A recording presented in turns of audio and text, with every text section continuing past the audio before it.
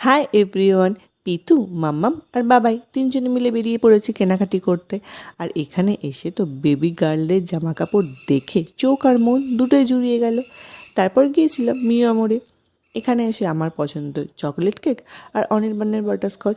তো যাই হোক, একটা কেক নেওয়ার পরে আমরা চলে গিয়েছিলাম পিতুর জেম্মার বাড়ি। আর পিতু এখানে এসেও থালাবাটি বাজাচ্ছে। আর এই দেখো, সানা মানে পিতুর এক দিদিভাইয়ের অ্যাচিভমেন্ট। ও যে কত ট্যালেন্টেড সেটা নিশ্চয়ই তোমরা এগুলো দেখেই বুঝতে পারছো। ও হ্যাঁ, তোমাদের তো বলাই হয়নি কেন কেক নেওয়া হলো। আসলে আজকে ছিল পিতুর জেম্মার হ্যাপি বার্থডে, তাই পিতু কেক নিয়ে চলে এসেছে এখানে। কেক কাটিংয়ের পর এখন ডিসকাশন চলছে পিতুকে একটু কেক দেয়া হবে না হবে না।